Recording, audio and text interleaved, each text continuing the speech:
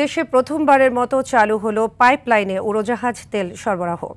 সকালে চট্টগ্রামের পতেঙ্গা ডিপো থেকে পদ্মা অয়েল কোম্পানি পাইপলাইনের মাধ্যমে সরাসরি শাহ আমানত আন্তর্জাতিক বিমানবন্দরে জেট ফুয়েল সরবরাহের উদ্বোধন করা হয়। এতদিন ট্রাকে করে বিমানবন্দরে জ্বালানি পরিবহনে সর্বোচ্চ ২৪ ঘন্টা সময় লাগত। এখন পাইপলাইনের মাধ্যমে মাত্র ৯০ মিনিটেই জ্বালানি সরবরাহ সম্ভব হবে। পদ্মা অয়েলের কর্মকর্তা জানান, এই প্রকল্পকে দেশের জ্বালানি খাতের একটি মাইল ফলক হিসেবে ধরা হচ্ছে। আগে বিমানবন্দরে তেল পৌঁছাতে ১০ থেকে ১৫ জন মানুষের প্রয়োজন হতো। এখন একজন অপারেটর কম্পিউটারের মাধ্যমে পাম্প চালাতে পারবেন। এতে বছরে অন্তত ২.৫ কোটি টাকা সাশ্রয় হবে।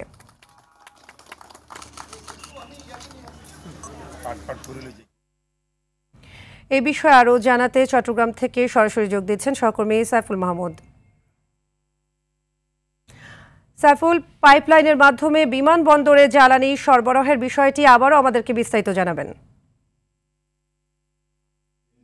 জি, আসলে আপনি যেমনটি বলেছেন, ঠিক বেলা ১১টা ৩০ সময় জ্বালানি সচিব জনাব সাইফুল ইসলাম কিন্তু আসলে যে পাইপলাইনের মাধ্যমে জেট ফুয়েল যাবে সেটি উদ্বোধন করেন। এখন আসলে সেমিনার হতে এবং এয়ারপোর্টের কর্মকর্তারা বক্তব্য রাখছেন এবং কিছুক্ষণ আগে এই প্রকল্পের কর্মকর্তা তিনি বক্তব্য রেখেছেন এবং তিনি বলেছেন আসলে এটি একটি পদক্ষেপ। এর আগে বাংলাদেশে আর কোথাও কিন্তু এরকম কোনো সিস্টেম নেই।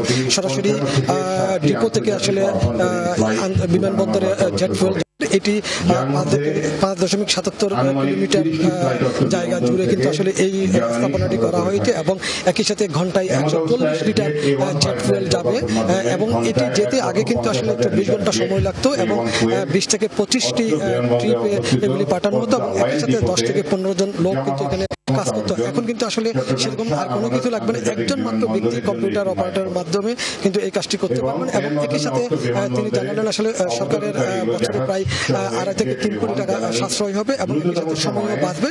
তৎপরে আসলে দেখা যাচ্ছে যে তিনি যেটা বললেন, বাংলাদেশে অনেক সময় আসলে হরতাল অবরোধ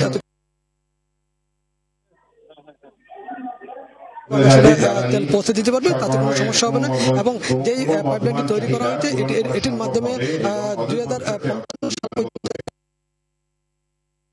দিতে পারবে।